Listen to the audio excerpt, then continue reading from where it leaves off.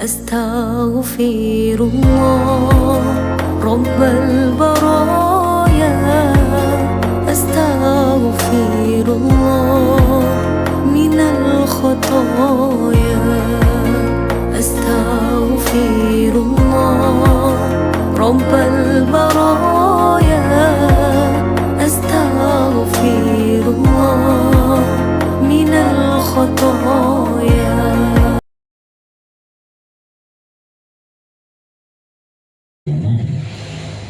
Min husnil khuluq, tidak ada yang paling bisa memberatkan amal orang mukmin di hari kiamat kecuali akhlakul karimah. Ini yang paling bisa menjadikan timbangan amal kebaikan orang muslim bisa begitu beratnya mengalahkan yang lain. Itu alhamdulillah Rasulullah, bapak-bapak yang berbahagia. Sampai detik ini kita masih disayang oleh Allah. Kullu bani Adam khata'un wa khairul khata'ina at-tawwabun. Semua anak Adam punya masa lalu, punya dosa bersalah. Yang paling baik orang yang bersalah mengaku terus tobat. Ketika detik ini kita dihadirkan di sini, ini kasih sayang Allah luar biasa dasarnya. Buat pilih sekarang Kulon Yunus itu buka surat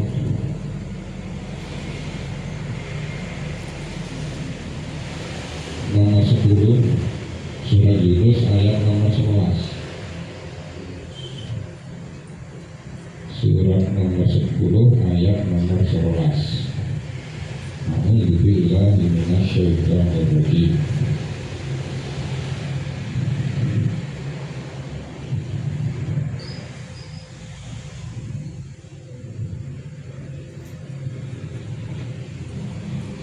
Walau yu'ajjilullahu lin-nasi syarra isti'jalahum bil khairi wa qudiya ilaihim ajaluhum fanadarul ladina la yarjuna liqa'ana fi tughyanihim ya'mahun. Walan lau lamun yu'ajilu nyengkake takjil nyepetke Allah linnasi marang manusia asyarra marang tumindak oloni istijalahun kaya dene Allah nyekake marang manusia bil khairi tumindak biji lagu dia layak tiku dia buat ilaihin marang manusia ajalun ajali. Kalau Allah menyegerakan perbuatan dosa manusia, begitu dosa langsung disiksa, dosa, kelirik matanya terus kero, jawel terus piting. Ketika itu disengkake, habis kita. Jadi Allah itu kalau kita berbuat jahat, diteni. Tapi kalau berbuat baik langsung dibalas. Kalau kita berbuat baik itu langsung kita merasa marah, merasa puas. Ini itu minta Allah masih ditunggu mbok menawa belum tobat belum kapok. Artinya ketika dosa kita seperti tadi, semua Bani Adam itu dosa dan dosa itu mengundang petaka dan hari ini kita didatangkan di sini, ini Allah akan mengampuni dosa-dosa kita. Jadi ini tidak sembrono di Masjid Tarim ini. Mulanya ya buat yang bisa ini. Kita harus perang bisa-bisaan melawan setan. Karena setan tahu di sini ada maghfirah Allah, di sini ada barokah Allah di majlis ini. Di sini ada rahmat Allah. Kemudian makhluk saat dunia memintakan ampunan kepada orang yang di Masjid Tarim ini. ikhlas awake dhewe iki dosane sak pikur kok isih Allah masih memberi kesempatan kita untuk berbuat tulis takdir seperti hari ini.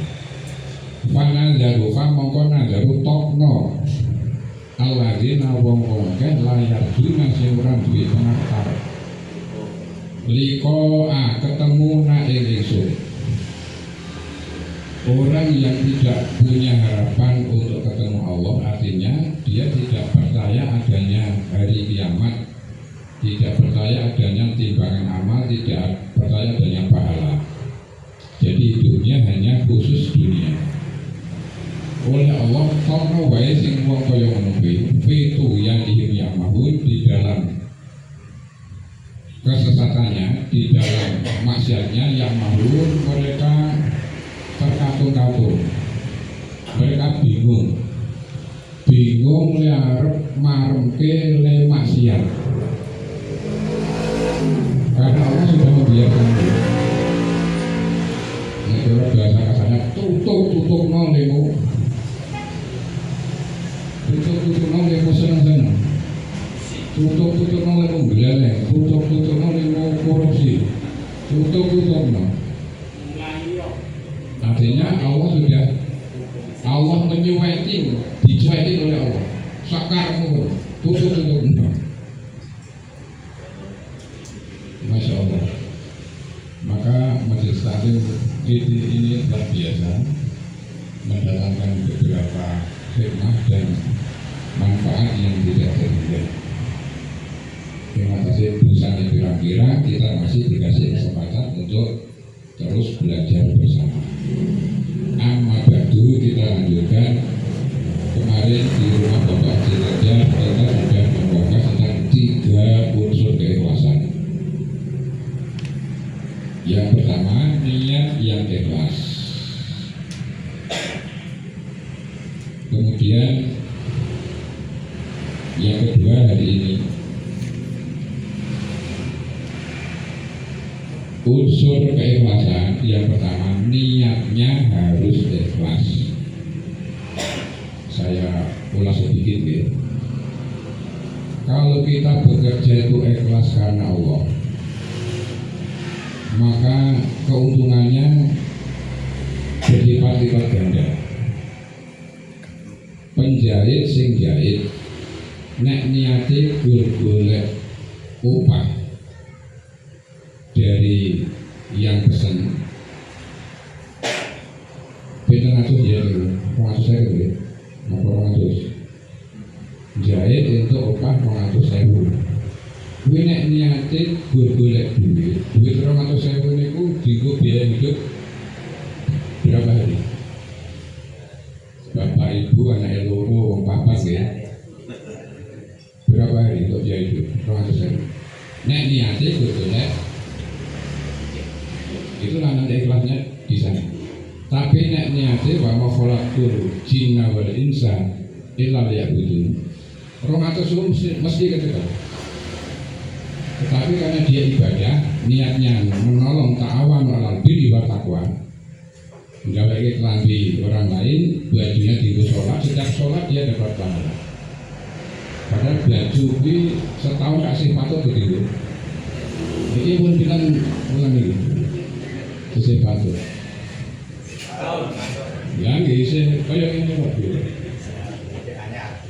Artinya baju itu masih digunakan. Pahala mengalir terus, 200.000 katakan. Kalau ikhlas, dua mau umiru, illa liya'budullah mukhlishin lahu. Itulah pentingnya unsur keikhlasan, satu niat yang lurus. Sekarang yang kedua,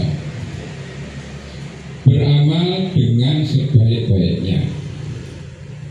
Jadi niatnya lurus, terus ngamali juga amal yang sebaik-baiknya. Niat yang ikhlas harus diikuti dengan amal yang sebaik-baiknya. Seorang muslim yang mengaku ikhlas melakukan sesuatu harus membuktikannya dengan melakukan perbuatan itu sebaik-baiknya. Di dia lakukan dengan etos kerja dan profesionalitas yang tinggi. Tidak boleh sembarangan, tidak boleh asal jadi, apalagi acak-acakan. Itulah ikhlas. Kualitas amal atau pekerjaan tidak ada kaitannya dengan honor atau imbalan materi.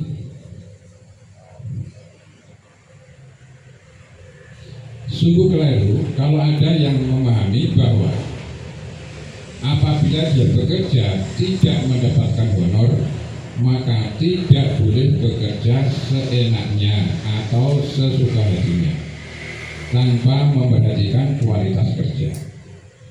Sebaliknya, kalau dia mendapatkan honor, dia akan bekerja dengan sebaik-baiknya dan merasa bersalah kalau tidak dapat melaksanakan tugas dengan baik. Fenomena seperti itu dapat kita lihat misalnya dalam organisasi masa Islam.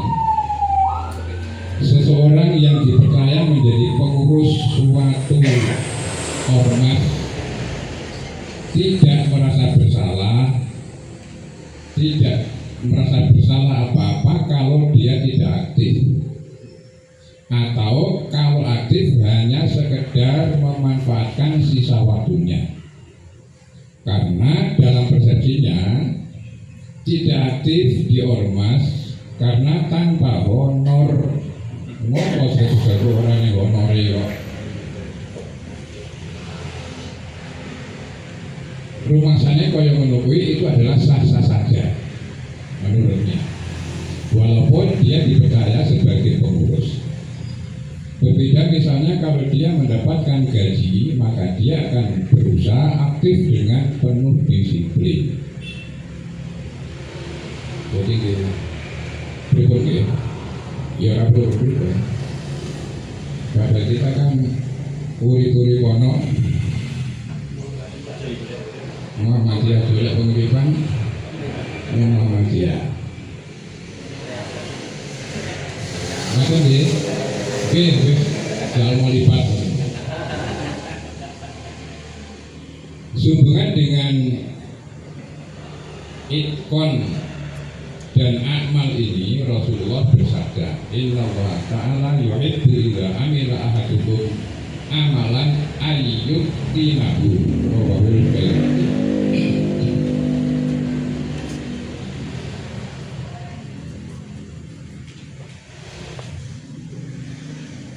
Sesungguhnya Allah Subhanahu wa taala menyukai bila seseorang beramal dia melakukannya dengan sebaik-baiknya. Jadi persepsi tadi larang menurut ya apa-apa kok pemora aktif kejebon eneng wenari. Itu kalau di kalangan-kalangan yang lain ya apa-apa, tetapi ketika kita sudah mengaji akhlak seperti ini ya itu karena rumah sana diukur dengan upah tadi. Contohnya penjahit tadi itu. Yang ketiga, unsur ikhlas yang ketiga, pemanfaatan hasil usaha dengan tepat atau jaudah al-adat. Pemanfaatan hasil usaha dengan tepat. Unsur ketiga dari keikhlasan menyangkut pemanfaatan hasil yang diperolehnya. Misalnya menuntut ilmu. Setelah orang muslim berhasil melalui dua tahap keikhlasan tadi, niatnya lurus, kemudian usahanya baik, setelah itu selesai, yaitu niat ikhlas karena Allah Subhanahu wa taala dan belajar dengan Nabi, tekun dan disiplin, maka setelah berhasil mendapatkan ilmu itu yang ditandai dengan keberhasilannya meraih gelar kesarjanaan. Bagaimana dia memanfaatkan ilmunya atau kesarjanaannya dengan tepat?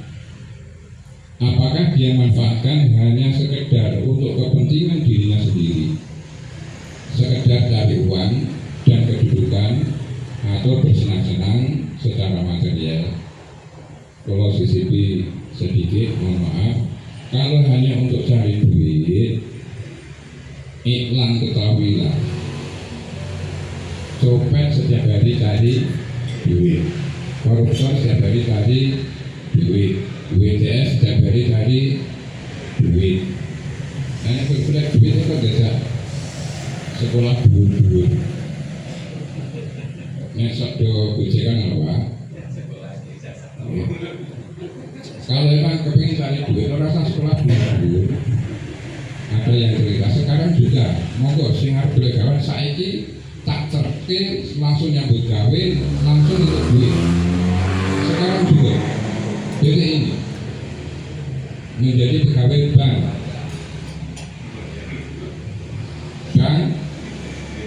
Bangju. Ayo saya ini makan. Langsung ke duit. Langsung lah dua-dua.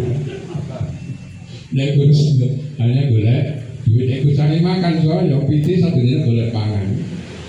Kambing boleh pangan, sapi boleh pangan. Sekolah dulu boleh pangan. Masya Allah. Ini selingan juga boleh. Apa dikali? Atau dia memanfaatkan juga untuk bersenang-senang untuk kepentingan Islam dan umat Islam secara khusus dan kepentingan umat manusia secara umum. Apakah dia manfaatkan ilmunya pada jalan yang halal atau yang haram? Semuanya itu menentukan keikhlasannya. Contoh lain, pedagang. Setelah dia luruskan niatnya dan berusaha secara profesional, lalu setelah berhasil mendapatkan kekayaan, untuk apa kekayaan ini dimanfaatkannya? Apakah hanya sekedar untuk memuaskan hawa nafsunya atau untuk kepentingan lain yang lebih mulia? Apakah dia belanjakan harta bendanya untuk kebaikan atau kemaslahatan? Hal-hal inilah yang menentukan kualitas keikhlasannya. Dari uraian di atas jelaslah berita bahwa ikhlas atau tidaknya seseorang beramal tidak ditentukan oleh ada atau tidak adanya imbalan materi yang dia dapat, tapi ditentukan oleh niat. Satu, kualitas amal. Dua, dan memanfaatkan hasil dari amalnya. Atau dengan kata lain, tidak setiap yang gratis itu otomatis ikhlas, dan tidak pula setiap yang dibayar itu tidak ikhlas. Contoh ya? Contoh kok? Orang kudu anggrek gratis kan mesti ikhlas, atau nek itu bayaran kuwi ora ikhlas. Dulu rada mandor. Dan memang seperti itu. Jadi unsur ikhlas ada ketika niatnya lurus, usahanya baik, tidak menyimpang, hasil usahanya digunakan untuk kepentingan Allah, kepentingan agama Allah, bukan untuk yang lain. Terima kasih. Assalamualaikum warahmatullahi wabarakatuh.